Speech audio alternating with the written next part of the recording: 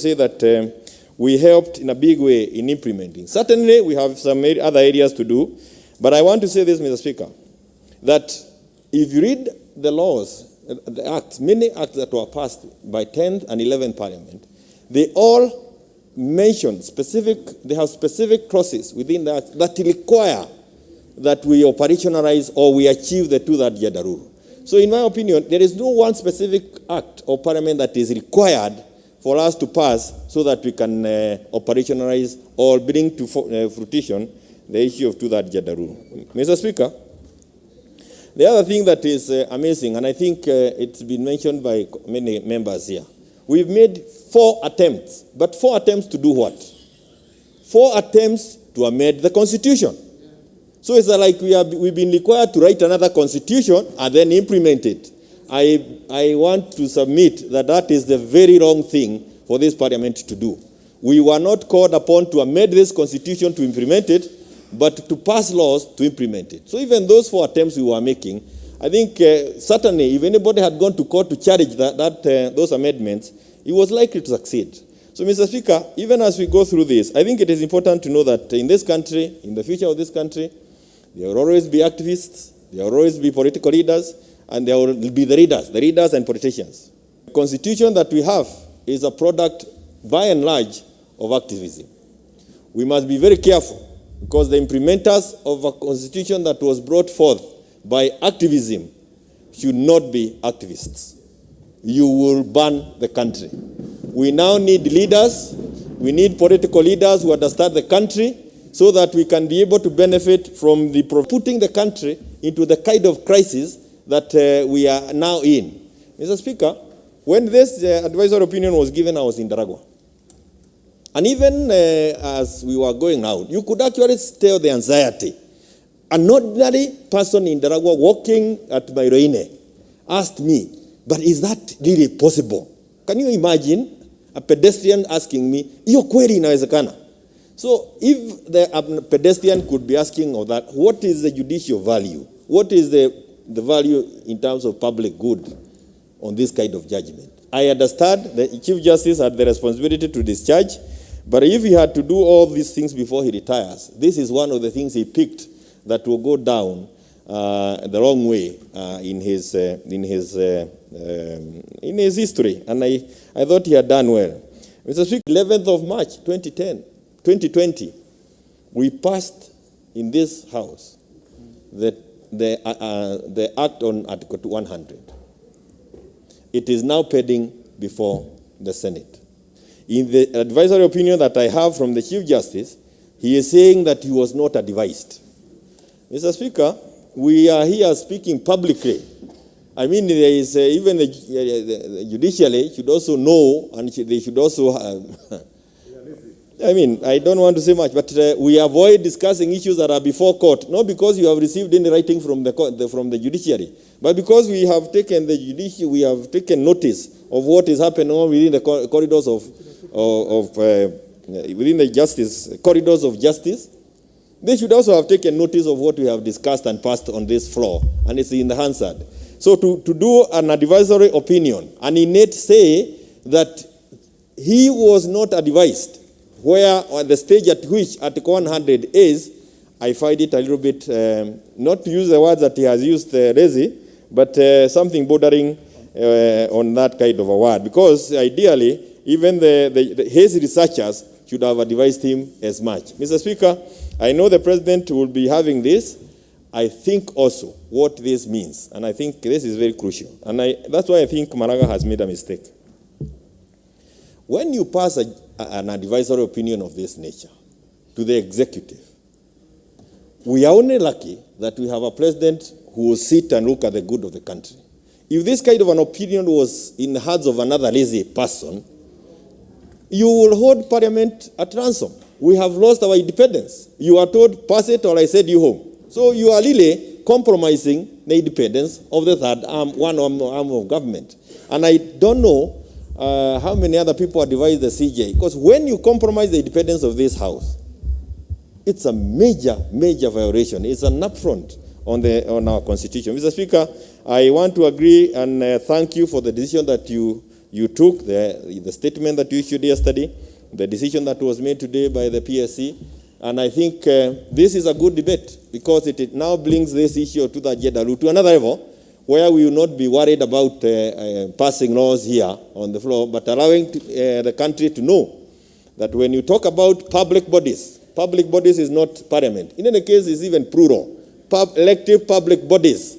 So why punish parliament alone unless you have something against us? And if you have something against us, you have something against the people of Daragwa who elected me. I will not be here was it not for their vote.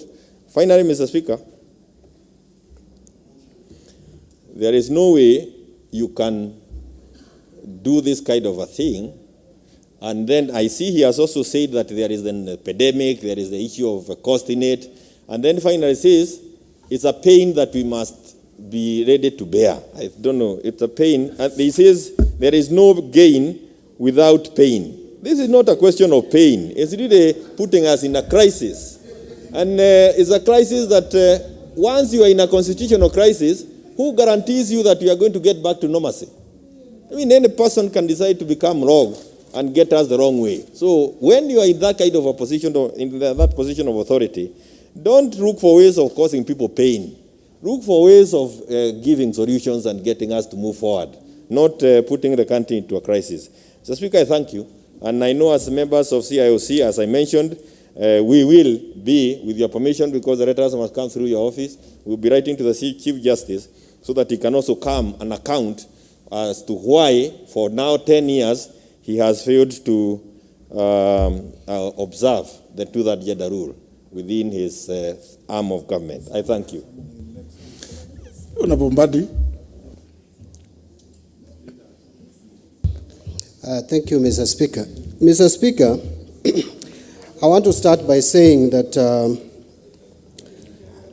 I'm happy that the Chief Justice has invoked Article 261.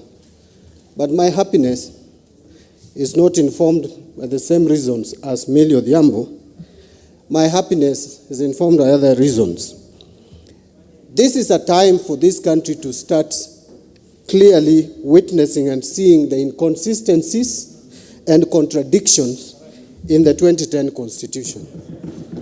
Mr. Speaker, when we were pushing for the passage or the enactment of this Constitution, both the nays and the ayes were in agreement that there was about 20% that was not right. The question was, where is this 20%? In fact, I don't know how we calculated and tabulated the 20%, but we all spoke about 20%.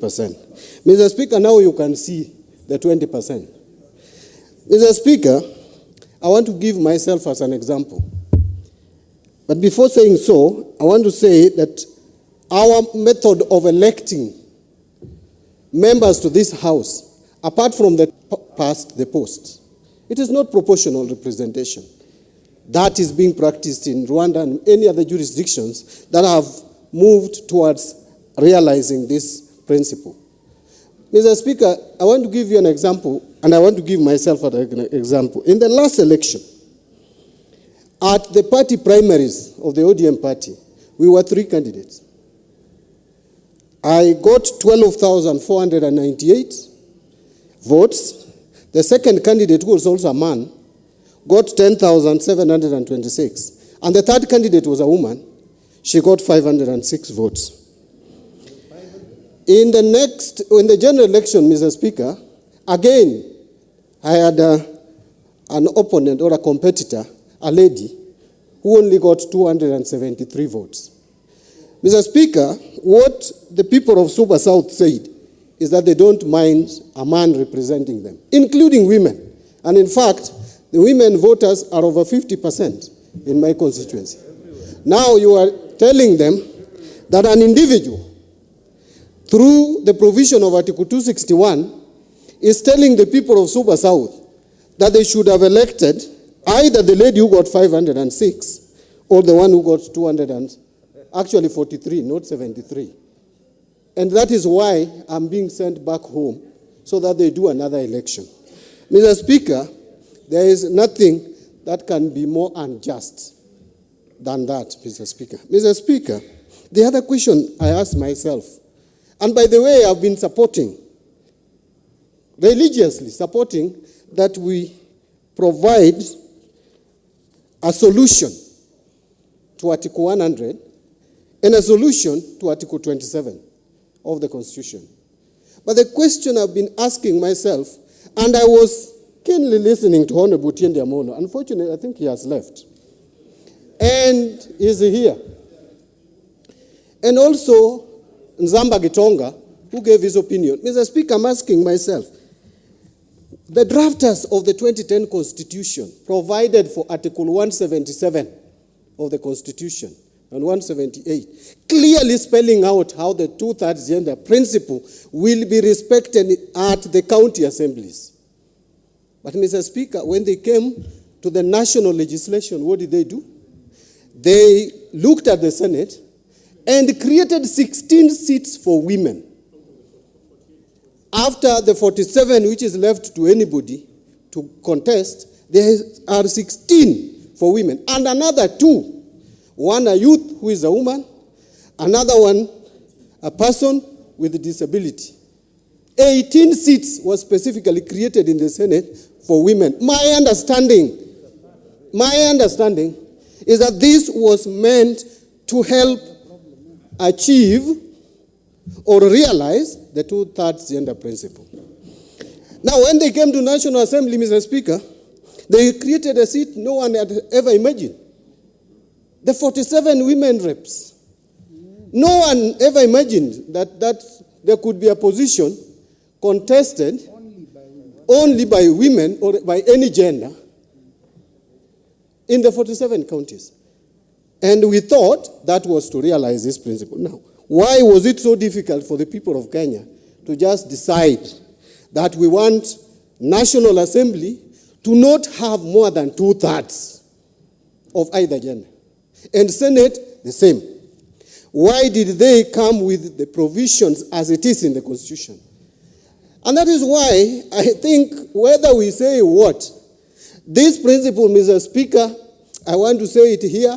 However, even if Maraga was to succeed by persuading the president to dissolve parliament, you will dissolve this parliament 1,000 times if you don't address this issue through a referendum, through amendment to the Constitution. You will, in fact, I dare say that if this parliament is dissolved, the next election will bring more men than it is today in this house. And so, Mr. Speaker, and I've heard many of my colleagues saying, let us be sober. I also want to repeat that let us be sober. And by the way, this thing is, the reason why this thing has been failing is because of the attitude of sometimes of our female colleagues. Because when you talk about gender, they are shouting. And the truth is, Mr. Speaker, I know you challenged Honorable Chris Momalo. The truth is that day, there were a good number of women members of parliament who are not in this house. And I even challenged, Mr. Speaker, I remember I raised that the list should be published. And Mr. Speaker, you didn't agree with me. Honorable Wamalo would have not gone to the pains of bringing that list. In fact, that we supported that motion by Duale. I'm the one who seconded him. Religiously, I've been supporting this gender principle. We have not been having full house of women MPs in this house, Mr. Speaker. Let truth be told.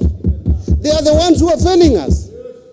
I have never failed to be here to vote for this amendment. Most of them have not been here. Many of them. And when you say that, they get agitated. You should not be agitated. If you are elected here to come and represent women issues, please do it. And do it properly. Don't do it out there. It doesn't help. You talking and supporting Maraga will not help. This house is not going anywhere. Who is this mad person who is going to dissolve parliament at this point in time? It is not going to be dissolved. And by the way, Mr. Speaker, the only route to solving this issue is BBI. Yes. That is the only route. We will talk all the language we want to say, but the only route is again to go back to the people of Kenya. In fact, I'm looking at this constitution and I'm seeing the mischief. The drafters, and Honorable Tiende Amolo, with all due respect, these drafters became mischievous because this was a hot potato. They didn't want to touch it. They left it. Why did they touch the county assemblies? It is very clear. It is explicit. But for this one, what did they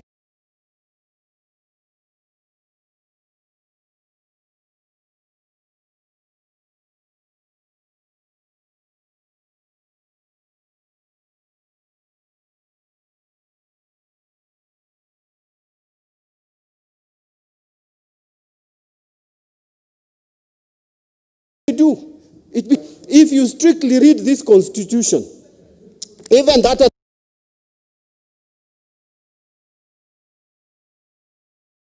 Article 261 that we are talking about, Article 261 is addressing itself to those provisions under the 5th schedule to the Constitution.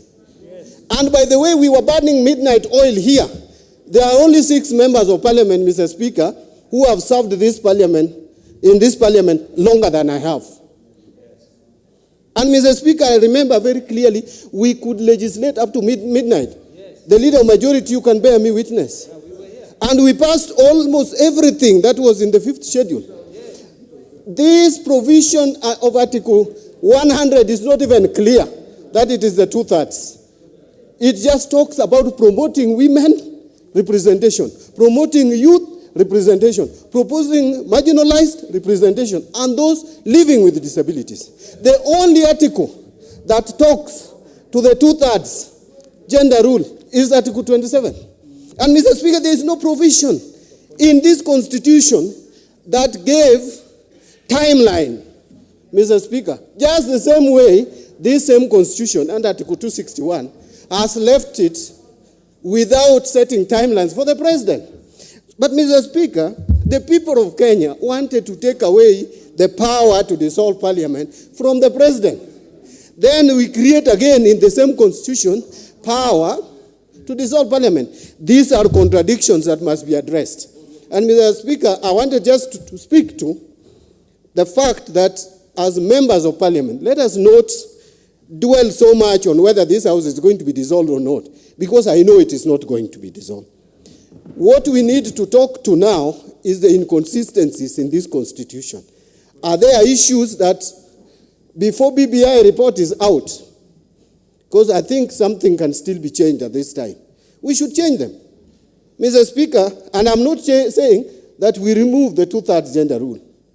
The 2/3 gender rule is important. We need to realize it. But the method is not provided here. And now the solution to it is even contradicting. How do you give Chief Justice? And by the way, if you look at the debate in America, Mr. Speaker, currently, is whether the president should appoint a justice in his final year. Why are we allowing Chief Justice in his final month to make a major decision like this? Those are questions that we need to ask. And by the way, Mr. Speaker, I wanted, and with all due respect to lawyers, I'm actually asking myself,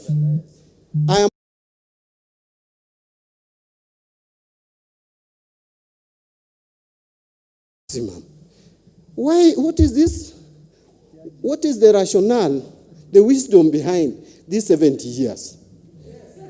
I'm asking for lawyers. Does it mean that lawyers live longer when they are still, when their minds are still sharp than some of us? That is something I've just asked a question. There are positions that I think, if you tell me, Mr. Speaker, the way I'm looking at America, and I'm looking at some countries, I see the president is where we allow wisdom. Age going to 70, 80. For a president, you can see America and the 2 leading presidential contenders, they are all over 74. But for Chief Justice, and even the Speaker, Mr. Speaker, if you are tending towards 70, I think you should retire. That is my thinking. I think you should just retire. You allow the other young people like Otiende Amolo, who are also lawyers like you, to sit on that chair, Mr. Speaker. Otherwise, how do you help others to grow? But that is a question that you may need to ask why. And by the way, we are going to constitutional amendment, while Chief Justice and other judges must go up to 70. Yeah, that is something. You know, we have treated you lawyers, Mr. Speaker. Sorry, I'm using you as an example. We have treated you with the kid's glove in this country. The Judicial Service Commission is overpopulated by lawyers. Too much lawyers. How can you then hold them accountable when you have too many lawyers there?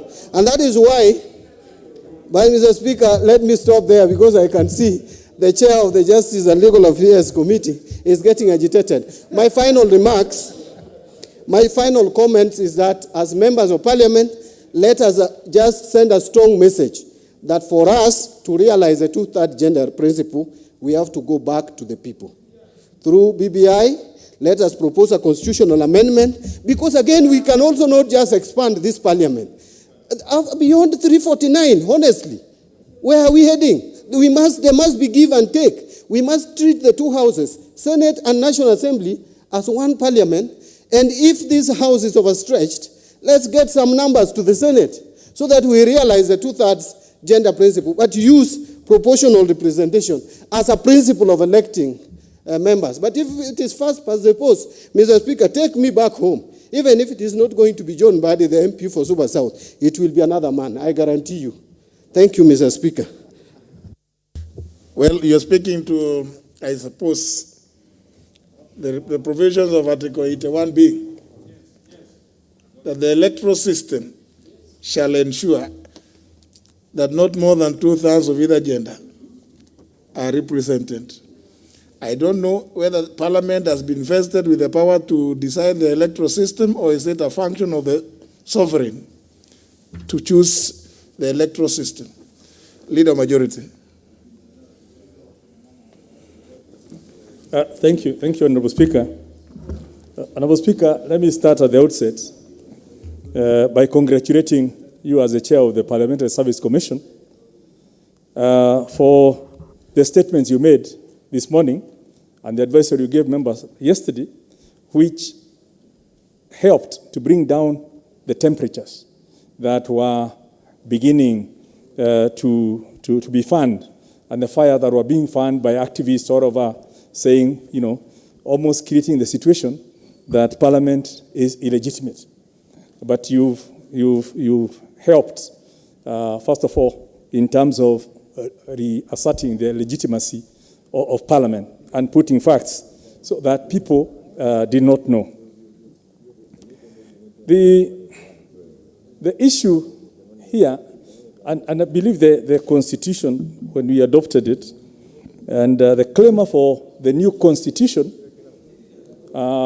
between all the way up to 2010 was all about serving the greater public interest and improvement in the governance of the country. Now, I'll come to that later. But one must ask, on all the issues that have been brought, the quagmire that we are in now is, where is the greater public interest being served? Right now, we are spending this time debating a matter that we need not have debated if the Chief Justice did not do what he did. We would have been passing bills. A lot of energy is being consumed around the country with lots of anxiety and people not sure what will happen next. Staff, these members of Parliament, 400 members of Parliament, 414, including Senate, each has about 10 members of Parliament, 10 members of staff. So collectively, there's 4,000 members of staff who are not sure whether they will be going home or not, and their families, who are now full of anxiety. Are they going home or not? Because once you leave, your constituency office is dissolved. And all those families who are relying on you, the 4,000 families who are relying on members of Parliament, will have to go home. So there's a bigger picture that perhaps the CJ may not have looked at. The international community is watching. That's why with activists saying that even decisions that are going to be made by this parliament will be legitimate. Where do you place Kenya in terms of its predictability on policy, on decision making? Because those are some of the fundamental issues that a responsible Chief Justice ought to have looked and said, if I make the decision, what are the bigger implications? It's not just about saying simplistically that 261(7) gives me the right to convey a decision to the president. And if it was so simplistic, it would have been conveyed in 2017. But the Chief Justice then realized it was not exactly, or perhaps the advisory he had, realized you could not do that. Yet it was perhaps the best time because the election was just around the corner. But here we are with 2 years to go, in the middle of a pandemic, in the middle of financial crunch, in the middle of so many things happening, and all we are thinking of is send one arm of the government off, and then you're not even thinking of when you are off, when you are gone, within the 21 days he thinks we should go, who will appropriate the money for the election? Because you will not be there. Who will even oversight the executive and the judiciary when you don't have one arm of the government, in place? But let me ignore those the pros and cons of his decision, because I believe it's been canvassed and there'll be more people talking about it. Let me come back to that gender rule. So, Speaker, we were with you in Bomas. Certainly, I was there from 2003. Mr. Speaker, you were there even earlier. And with Honorable Shakil and others. And it's a very complex situation because it was not exactly legal. It was a politically expedient decision that was made, and the genesis of it was the composition of the delegates in Bomas. Was from every constituency. There was a member of parliament, there was one woman, and one man. So there was 3 delegates from every constituency. Then there are a few civil society, but also respecting that kind of configuration. And when we sat and we were getting close in the discussions, as part of the negotiations so that Bomas could be passed, it was said, the lady delegates in Bomas said, now that we are 1/3 here, we also want to be 1/3 in all their positions. That's how the 1/3 came. I mean, it was that simple. That's why it was not 40% or 50%. And I think it's important we go back in history to understand the genesis of some of these things. Now, at that point, in Bomas, then the question became, how do we ensure that we are going to bring 1/3 of the women? Examples were given about Rwanda. Examples were given about Uganda. But the first thing that came out was Uganda is not exactly the democracy. And I'm not saying that as discussing how they operate. Even Rwanda. The autocratic rule determines who stands. It's not exactly the same in Kenya. So figures were, options were battled around. And a clause was included that to ensure that we will have the women, we will have what was referred to then as the mixed member representation. And that we would forget about constituency-based first past the post. We will now go the South African route, where parties will propose, will vie for the seats, and then there will be apportioned seats in parliament. And then they are going to nominate candidates on a zebra system. That's how the first zebra system was being discussed in Bomas. So there will be a man and a woman, in which case, at any one time, when you pick all those things, you ensure that at least 1/3 or even 50% is represented. But when you are in Bomas, the same mixed member representation, which was the anchor of ensuring that this 1/3 is fulfilled, and on which basis it had been included in Article 27, on what basis it had been included in Article 81B, that the electoral system shall ensure that 1/3. Yeah? Members in Bomas said they do not want that kind of system. They all want to elect their person. They want to know that this is Amos Kemunya who are electing for Kibeperi.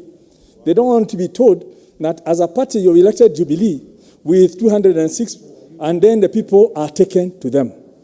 That is the same basis that they said even for the chairman of the councils. Remember the chairman of the councils and the mayors used to be elected by the councillors. They said even for those, they want to do direct election. That's how governors ended up being directly elected. Because people say they want to feel the person they have elected. It's important you get that history so that you know that this thing, although it had been included, agreed in principle, and 2 articles had been drafted on the understanding that it's a mixed member zebra situation, Article 27.3 and Article 81B. They had been drafted with that in mind. But when the mixed member system of election was dropped, nobody bothered to look and harmonize 27.3 and 81B to now reflect the new situation. At the county level, it was agreed that the 14 functions that have been devolved are so close to the people that it's important to get the people to actually be represented in the decision making. All right? And at that point, there was no debate that at that county, in the wards, at the county level, because of the sensitivity of the issues that have been devolved, the people needed to be represented. Much to do with what the Jefferson was calling the ward republics, right? That get people involved in the decision making at the local level. And at the Senate, it was the same because it was overseeing the local level. That's how the names were included. But in the National Assembly, remember it was supposed to be mixed member because it was not, there's no way you're going to get mixed member in the Senate because the Senate is a person for every county, right? But for Parliament, it was to represent the party, to bring its people. Now, but even in the Senate, the 16 women delegates, the nominees, don't have voting rights on a county issue. But they can vote on all other matters being debated in the Senate. Because it was for purposes of other issues to do with women at the local level, right? Affecting people at the local level on the 14 devolved functions. Anyway, be that as it may, unfortunately, Bomas did not succeed. 205 was defeated. At 2010, the new constitution, the council, the committee of experts with the harmonized draft and all that, removed some things, tinkered around, but forgot to harmonize the new first past the post with the provisions that had already been included in 27.3 and in 81B. And we are in this quagmire.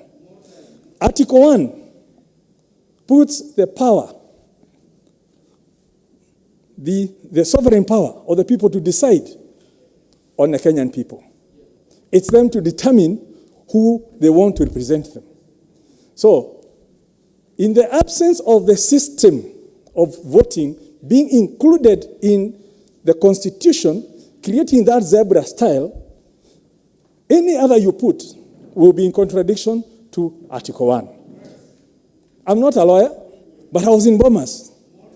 And I followed that discussion. And I followed that discussion ever since. We brought the first amendment here with Mother Karua. I was in this parliament. I was in government. We brought the second amendment with Honorable Mutula, the late Mutula Kilonzo. We were here. and we were told this thing is going nowhere. You are bringing a contradiction between Article 1 and whatever you're trying to bring under whatever article. So we are in this situation, and I think, members, we need to then figure out how do we ensure the 30%, the 40%, and the advisory that was given in 2015 said it is progressive. It's not just about laws. It's about affirmative action. How do you empower the girl child? How do you empower the women out there to have the power to be able to run for office? So it's a bigger issue. And we cannot achieve it here by just saying that pass a law to actualize a two-thirds gender rule. Yeah? You cannot do that without breaking another one within the Constitution. So as John Buddy says, it's an opportunity we have when we do a comprehensive review of the Constitution to say, do we want mixed member so we can have the zebra situation? Or do we want to then say Kenyans can now afford a bigger parliament with another 80 extra ladies being voted here, yeah, and how it's determined, yeah, to avoid all those issues of people feeling that perhaps it's the wrong thing, so that we can get the parity that we want. But let me not, I think that will happen at some point. And what I would wish is, even as we debate on this matter, we have 70 plus members of parliament who are ladies in this house. I would like to start a conversation with them so that the 70, we take them to a retreat somewhere.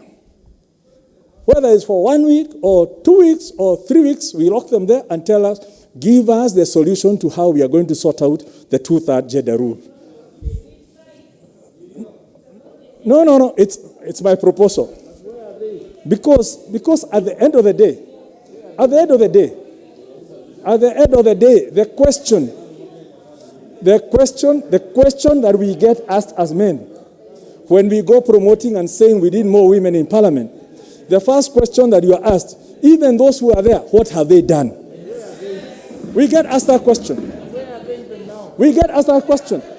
And of course, it's me who is asked. So, but I want to see. I know you've done a lot. That's relative. But be that as it may, Honorable Speaker, I think as a parliament, and I'm sure we have gone through this before, the Committee on Implementation of the Constitution has gone through all the laws that we were supposed to pass. And the only law that was outstanding was the law to actualize Article 100, which this House passed in March. So as far as I'm concerned, there's nothing that was anticipated through 2261(7) that this House has not done. But it's something that perhaps the CJ was obviously ignored, including saying, quoting a law, which we've done, and saying we have not informed him that we've actually done, although we know we have done. So perhaps, so that we just, I don't talk forever, I think the most important thing is going forward, what we need to do. And on the issue of the gender rule and all that, we have done 100. So people will see whether it's good or not when it comes from Senate. In terms of the constitutional changes, I believe there's a framework that's already in the air through the Building Bridges initiative. Perhaps we need to revisit that and pulling together, not just thinking of BBI as a political thing, but as a vehicle towards changing the laws of this country to actualize the desires of the people at that point. But as a House, we are under threat, and we know. And I started by saying, Mr. Speaker, that we congratulate you for what you did. But even as you go to court, this matter is now in the hands of His Excellency President Uhuru Muigai Kenyatta. And I know we are putting our efforts on the Chief Justice, but we are perhaps forgetting the only person who can ensure sanity in this country for the next 2 years is only the President.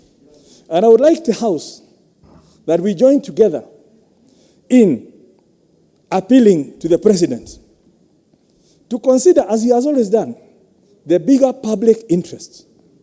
As he makes that decision, as he reads that advisory, which I'm sure probably was even sent by Twitter or by email, as he considers that decision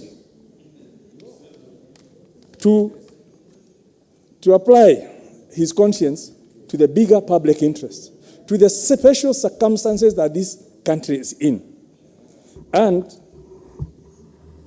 to avoid giving in to activism. We know he respected the decision of the Chief Justice in 2017 and actually agreed to a repeat of the election because to demonstrate respect for the rule of law. But here, we are not sure is the rule of law being applied. So we would appeal to him to ignore the activism that has been shown and act in that bigger interest and save this country from chaos. There is no way, Mr. Speaker, the solution to a problem can be worse than the problem. And like Solomon, the biblical Solomon, it's time for the president to decide whether to kill the baby or to save the baby. Because that is the situation we are in. And I think as a House, if we get our committed, if we are all committed towards that, then we will be saved as a House so we can save this nation and move together. Thank you, Honorable Speaker. Member for Kisumu Town West. Mr. Speaker, I need not remind you that it is Kisumu West, not Kisumu Town West. Mr. Speaker, as we debate this issue, I would like the members of the House who are listening to me to know that we need to listen to each other and we need to make sure that His Excellency the President gets the advice that he needs from this House. Before I address that issue, Mr. Speaker, I want to ponder certain questions. Since 2015, the CJ has been quite silent on this issue. And suddenly, he has come up with this advisory. Is it possible that he could be acting at the behest of certain persons who are not in the House? Is it possible that he's acting on behalf of persons who would like to scuttle the BBI process? Is it possible that he's not acting alone? Mr. Speaker, I point out these three questions, and I want to address this issue now, not just as a ranking member of this House, but also a ranking member of the LSK and a contemporary of the Chief Justice. Mr. Speaker, what we have that we are discussing today is not a judicial decision of the Supreme Court collectively or the CJ alone. It is simply an advisory, not a judicial decision. Advisory in legal interpretation means consultations. Such a momentous decision cannot be made without consulting the heads of the two other arms of government. Mr. Speaker, the Chief Justice acted recklessly, and I have no qualms about saying so.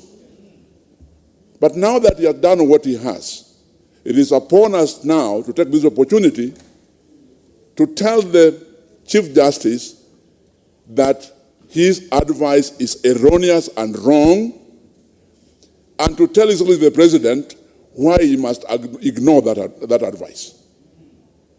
If we don't do that, then we shall be failing in our duty as members of this House. Article 261, sub-article 7, Mr. Speaker, uses the word advice. But sub-article 7 also says that His Excellency shall dissolve the House. That article and sub-article 7 is self-contradictory. In legal terms, when you have such contradictions in the law, then you look at what is more convenient. Like Honorable Kumuja has just said, are you going to solve a problem by creating a bigger one? Have we addressed that issue? Mr. Speaker, I find it strange that we have not considered that in the absence of this parliament, and I mean when I say parliament, National Assembly and the Senate, in their absence, can an election be conducted in this country? Is IBC as it is now properly constituted to conduct an election? Do we have the finances for IBC to do so? If we are going to do that, who is going to appropriate finances to IBC in the absence of parliament? The decision of the Chief Justice cannot be implemented. It is wrong. But most importantly, Mr. Speaker, Honorable Kumunya has explained the background of how we ended up with what we have in the Constitution. But every cloud has a silver lining. Mr. Speaker, the silver lining on this cloud is that now members of this House have a chance to look at the various contradictions that we have in our Constitution and see how best we can resolve them. The only way to resolve these contradictions that we have in the Constitution is through the BBI process, not by this advisory to the President. Look at Article 267, Mr. Speaker, that gives the Chief Justice the authority to give that advisory. And let us not forget, it is an advisory, not a decision, not an order. Let's look at that article in relation to Article 38(2) of the Constitution. Mr. Speaker, Article 38(2) says as follows. I know you're familiar with it. Political rights. Article 38(2), every citizen has the right to free, fair, and regular elections based on universal suffrage and the free expression of the will of the electors. Clearly, this is one article that contradicts 267. And they are in the same Constitution. And that's why I'm saying that we have the chance now to look at these various contradictions and see how best to resolve them. Mr. Speaker, let us look at Article 259. And 259 is on how we construe the various provisions of the Constitution. Has the Chief Justice complied with that? Did he address his mind to 259 before he issued the advisory? I think not. I think not, Mr. Speaker, because the reading of Article 259 is as follows. If you are going to construe the Constitution, then these are the tenets on which that interpretation must be based. Article 259, construing this Constitution. Sub-Article 1. This Constitution shall be interpreted in a manner that A, promotes its purposes, values, and principles. B, advances the rule of law and the human rights and fundamental freedoms in the Bill of Rights. C, permits the development of the law. And finally, most importantly, contributes to good governance. That advisory, does it help Kenya to contribute to good governance? Is going to create chaos. Mr. Speaker, I said when I was starting that as we debate this issue, let's be able to listen to each other. Because if we don't, we are going to miss the points in each other's issues, whether we agree or we don't agree. And as we speak here, Kenyans must understand that we are not arguing the way we are because of our interests as members of this House. No. We are agreeing to this because of posterity. We want this, when it goes down in the legal political history of Kenya, it should have been said by those who come after us that members of the 12th Parliament address this issue soberly, not in their own interest. We must make it clear to to the Chief Justice that he is wrong. And we must make it clear to His Excellency the President that he must not comply with that advisory. Mr. Speaker, not all is lost for this House. Because Article 261, that Honorable Tina Mbola earlier on alluded to, gives us the chance, with the agreement of the Speaker, to extend the period if necessary.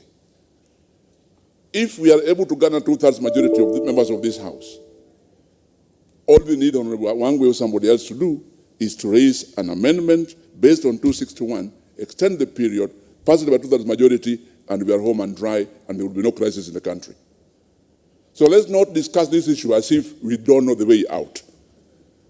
Lastly, Mr. Speaker, I'm happy that Parliamentary Service Commission has decided that the matter be contested in court. It is only there that these various contradictions will be properly elucidated and properly dealt with. I thank you, Mr. Speaker, for giving me this chance. Naam, Shaban. Asante sana Mheshimiwa Spika kwa kunipatia nafasi hii pia kuzungumzia swala hili ambalo ni la kikatiba na ambalo tayari limeweka nchi hii kwenye hali ya wasiwasi. Mheshimiwa Spika, katiba ya mwaka wa 2010, katiba yetu mpya, ilivyokuwa inatengenezwa, ilikuwa kwa sababu ya matatizo yale ambayo tulikuwa tumeyapata wakati watu walikosana, na vile vile wananchi mara nyingi walisema kuwa yale makosa yaliyoko ni vizuri kuwa na katiba mpya. Mheshimiwa Spika, Wakenya wengi walitaka kuwa katiba mpya ije ndio mamlaka mengine yapunguzwe yaende kwenye ugatuzi, ili hapa juu tubaki tukiangalia masuala ambayo yanaweza kuendeleza hii nchi mbele, wakati ugatuzi nao pia unaendeleza kaunti zetu mbele.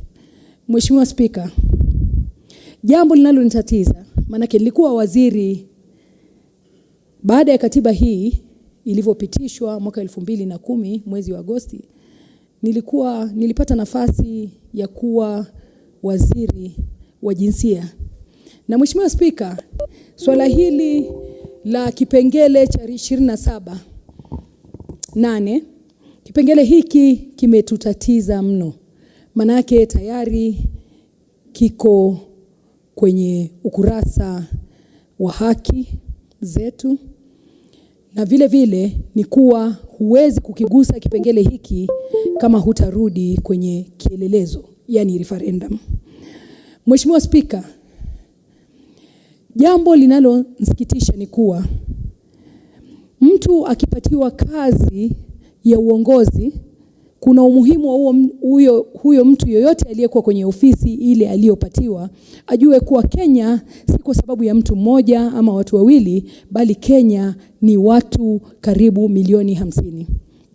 Mheshimiwa Spika, kipengele hiki cha 27 ambacho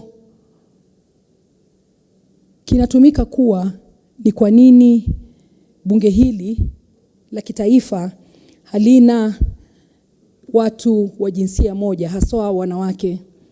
Mheshimiwa Spika, tungependa kuona wanawake wakichaguliwa nchi hii. Lakini Wakenya wana haki, kama vile mwenzangu alivyotaja Mheshimiwa Olago Oloch, kuchagua katika kipengele cha 38, kuchagua mtu yoyote aliye jinsia ya kike ama ya kiume katika maeneo bunge 290. Mheshimiwa Spika, hatuko hapa kubahatisha. Mheshimiwa Spika, Wakenya waliamua kutuleta hapa. Na walivyotuleta sikuwa hawakujua kuwa eti kuna wanawake na wanaume hapa nchini. Mheshimiwa Spika, mara kwa mara mimi husikia watu wakitaja kuwa ni kwa nini hatufanani na Rwanda, kwa nini hatufanani na Afrika Kusini. Mheshimiwa Spika, haiwezekani, kwa sababu wale wanachaguliwa kupitia orodha ya vyama vya kisiasa. Sisi hapa Kenya kuna tofauti kubwa sana. Kupitia kipengele cha 38 Wakenya hupiga kura kuamua ni nani atakayewakilisha hapa bungeni. Mheshimiwa Spika, nilivyokuwa waziri wa jinsia, tulijaribu, tukaongea na Mheshimiwa Rais, akamtuma mkuu wa sheria kwenye mahakama kuu ili tuweze kupata njia mwafaka vile tutaweza kuongeza idadi ya kina mama hapa nchini.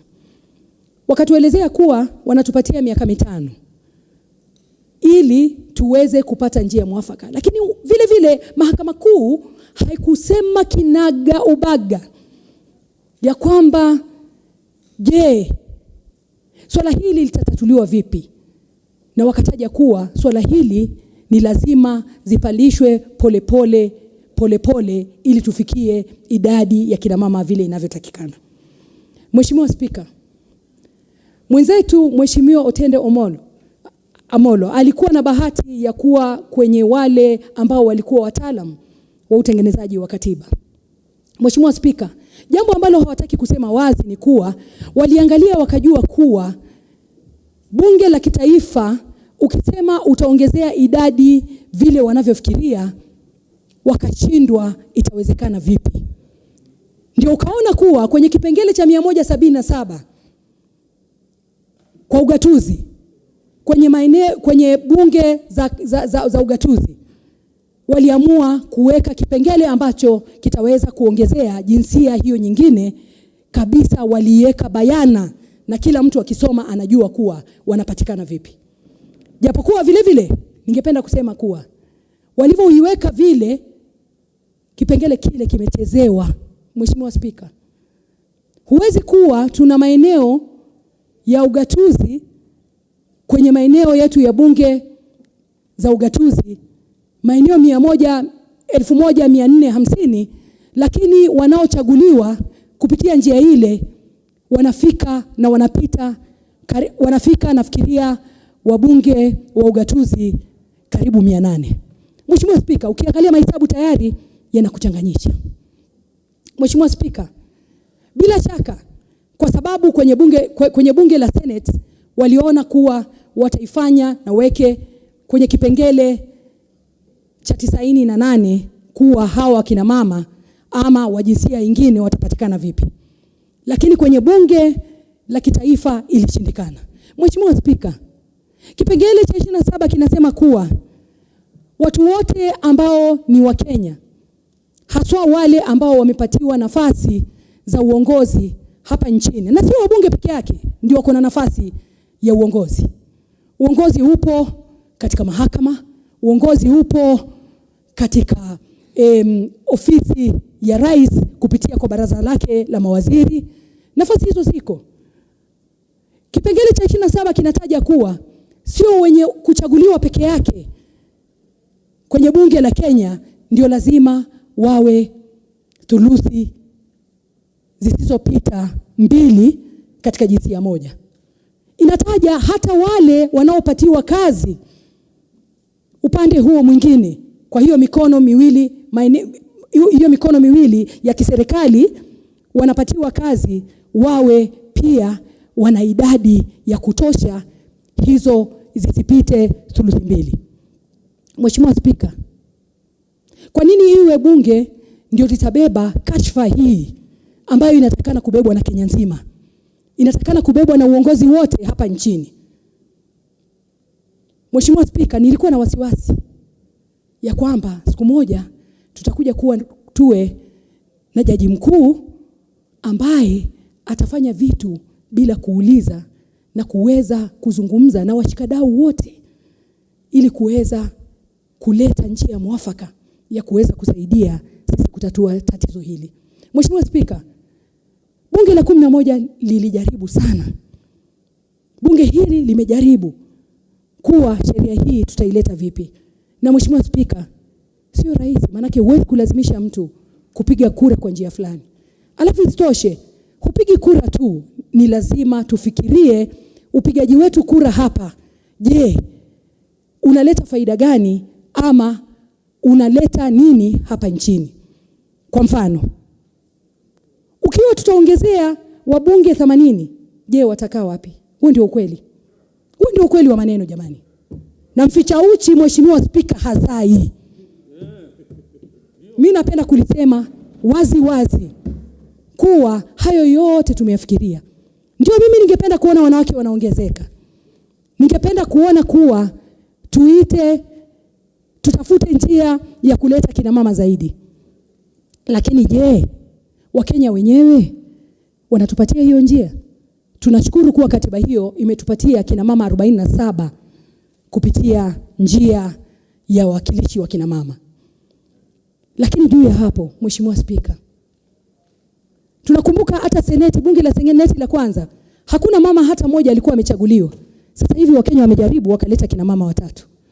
Wakichanganya na wale 20 ambao walioko pale, unakuta bunge la seneti tayari limefikishia idadi ile inayohitajika.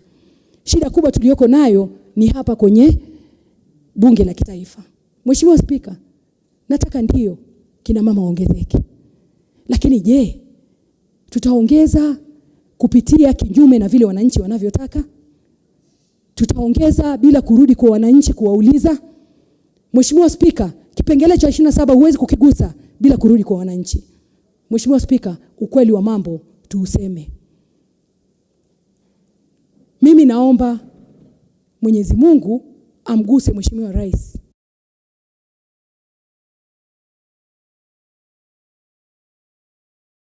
Asikubaliane na jaji mkuu kwa jambo hilo ambalo amelifanya litakaloleta mtafaruku kwa nchi yetu hii tukufu. Asante sana Mheshimiwa Spika.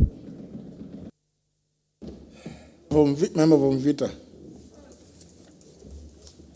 Thank you very much, Mr. Speaker.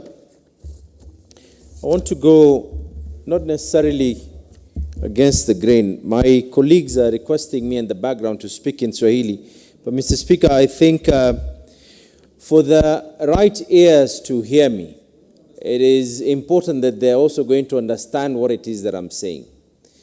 Mr. Speaker, Article 259 of the Constitution of Kenya actually stipulates that the Constitution should be interpreted in a manner that contributes to good governance. Now, when you look at the way the CJ has interpreted this particular advisory to the President, which, by the way, Mr. Speaker, I don't know whether it is in a demeaning manner, but I'm informed that the President was sent such a heavy level of communication via email.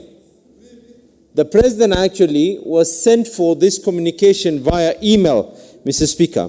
Mr. Speaker, the wording in Article 261, 7 and 8 uses the word shall. And I want to indulge my colleagues, Mr. Speaker, that the same words regarding shall, when you come to Article 159, Mr. Speaker, of the Constitution, in exercising judicial authority, the courts, the tribunals shall be guided by the following principles. Justice shall be done to all irrespective of status. And the question that beckons, has justice been done to all, despite the Constitution of Kenya saying that it shall? Justice shall not be delayed. How many of us here have constituents who have had cases that have been going on for years on end? The same Constitution talks justice shall be administered without undue regard to procedural technicalities. And the purpose and principles of this Constitution shall be protected and promoted. Mr. Speaker, in the same articles that talk about the judiciary, the purpose and principles of this Constitution shall be protected and promoted. It beckons to ask the Chief Justice of this country whether that has been achieved. The first article of this Constitution talks about the sovereignty of this country, where that sovereign power has been delegated to duly elected representatives. And when we try and enforce something, Mr. Speaker, then we are negating the same constitution that we have taken an oath to uphold. And what surprises me, Mr. Speaker, is that the fifth schedule of this constitution does not talk about just Parliament enacting laws regarding 2/3, or rather 1/3. Mr. Speaker, the fifth schedule talks about 50 laws that Parliament is to enact. 50, not 1, 50. And these as well, Mr. Speaker, there are people who have been able to take Parliament to court on these matters. Mr. Speaker, Article 27, 6 and 8, which talks about the equality and freedom from discrimination, is so clear. It states that the operative word here that is being used is the state shall ensure, not Parliament, the state. And we are now in a situation where the constitution of this country is being read just one-sided. Mr. Speaker, I will not take much time, but I want to congratulate the Parliamentary Service Commission for the action that you have been able to take using your wisdom, Mr. Speaker. Mr. Speaker, I don't know whether the Chief Justice is not aware that Article 25C of the Constitution of Kenya gives anyone, and that be an institution or an individual, a right to a fair trial and hearing. So the question is, was this House given that opportunity? Mr. Speaker, I want us to go back again, that when we talk about shall, and there's a time lapse of 5 years, where does it say that those 5 years shall be 5 years from commencing which particular parliament? Where does it say, Mr. Speaker, that when we are now talking about enacting, are we looking at that period from which a bill is published and we reached its pinnacle? Are we looking at 5 more parliaments to be able to come? And Mr. Speaker, previously as well, the Supreme Courts, and if with your permission, Mr. Speaker, the Supreme Court held in a majority opinion that the application of the gender rule should be progressive. This is the opinion of the Supreme Court, which was then by his predecessor, the predecessor of the current Chief Justice. So I wish to urge my colleagues, this is not an issue of just part of gender rule. When this is the one that is going to be used, there are other laws that are going to be used to tackle us. And we need to speak with one voice. We need to speak with one understanding that the principles of the Constitution are that the Constitution should be interpreted in a manner that contribute to good governance. Holding a massive election for all constituency in this country at this time and moment, is that good governance? Holding an election at this time and moment, Mr. Speaker, who is going to be able to pay for the same? Holding a mass election at a time when we all know that this country is preparing for a referendum through the BBI. And I want to tell and ask and plead with the naysayers who are against constitutional change in this country. We as Parliament need to ensure that every single thing that has affected this House are going to be enacted and changed using the BBI initiative that is upcoming and shall be before the next elections, Mr. Speaker. Mr. Speaker, with this, I beg to urge all my colleagues, this is not an issue of who was here. And I remember being with my sister Gladys here, sharing red roses, Mr. Speaker, at a time when we were trying to ensure that the two-thirds bill. But it is true equally. There are members who are not here. And as much as the men will only be seeing the women, because this is something that was touching on the one-third gender rule, I want to just remind my colleagues that when a man speaks up and speaks on behalf of a woman, it does not show his weakness. When a man speaks up and ensures that a woman's rights are defended, that shows the true quality of a man. And our job is not to put these women down. Our job is to ensure that we lift them up. Where they are wrong, we rectify each other.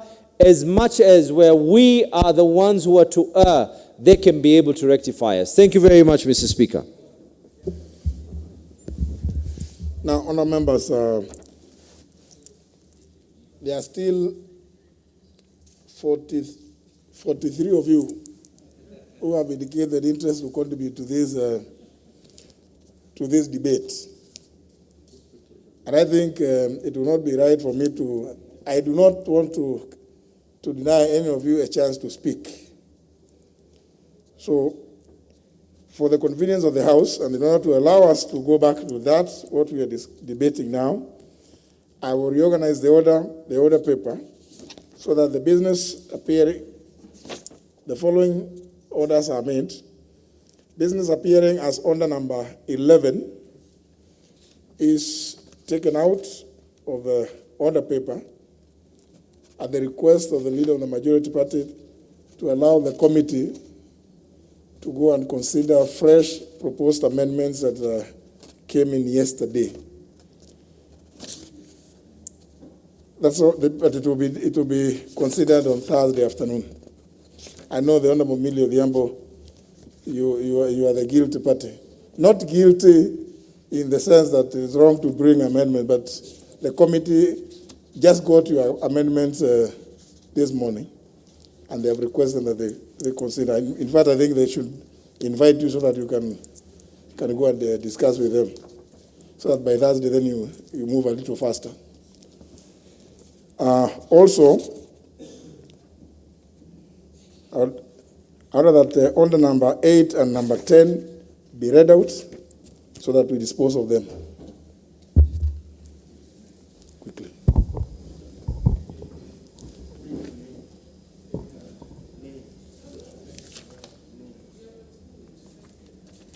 Order number 8, the County Wards Equitable Development Bill, Senate Bill number 34 of 2018. Question to be put. Honourable members, I can tell that the member for Emuhaya still remembers, I think, the debate. Debate on this motion was concluded, and what remained was for the question to be put, which I hereby do. That the County Wards Equitable Development Bill, Senate Bill number 34 of 2018, be read a second time. Will as many as of that opinion say aye? Will as many as of the contrary opinion say nay? Nay. Just a minute. Honourable members.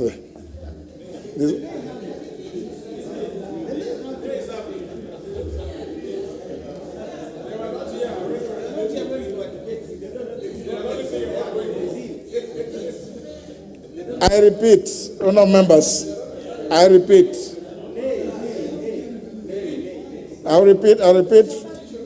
in order to get a clearer result. The County Wards Equitable Development Bill, Senate Bill number 34 of 2018, be read a second time. Will as many as that opinion say aye? Will as many as the contrary opinion say nay? Nay. The nays have it. Next. Order number 9, motion. Audited financial statements for the National Government Constituencies Development Fund for constituencies in Kiambu County. Question to be put. Once again, honourable members, debate on this motion was concluded, and what remained is for the question to be put, which I put, that this House adopts the 9th report of the Special Funds Accounts Committee on the audited financial statements for the National Government Constituencies Development Fund, NGCDF, for the constituencies in Kiambu County, laid on the table of the House on Tuesday, February 25th, 2020. Will as many as of that opinion say aye? Aye. As many as the contrary opinion say no? The ayes have it. Next.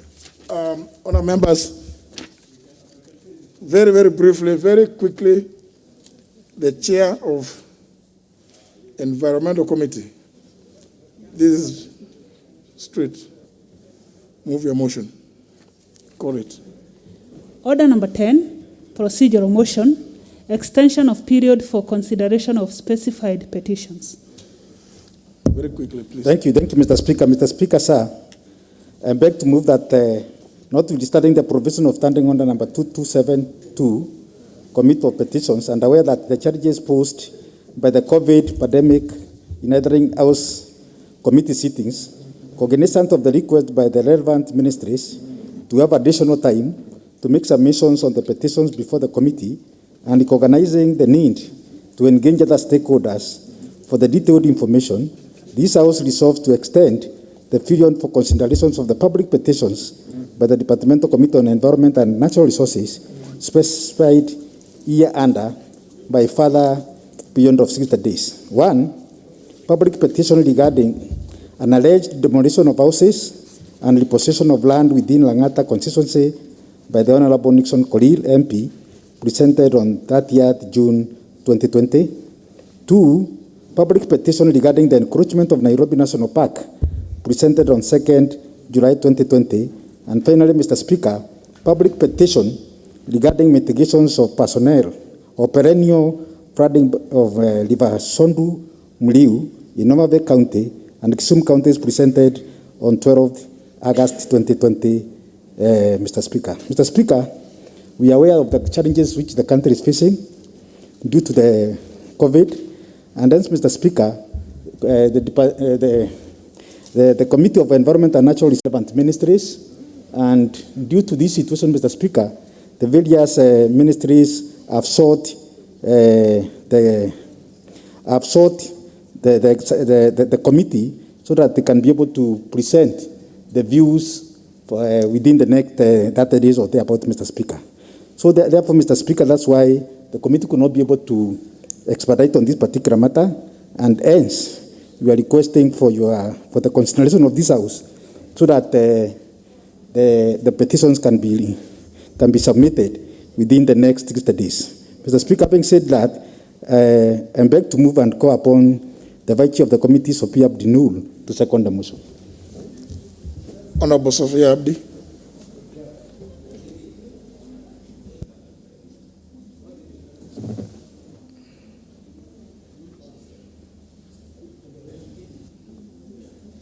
Where is the account?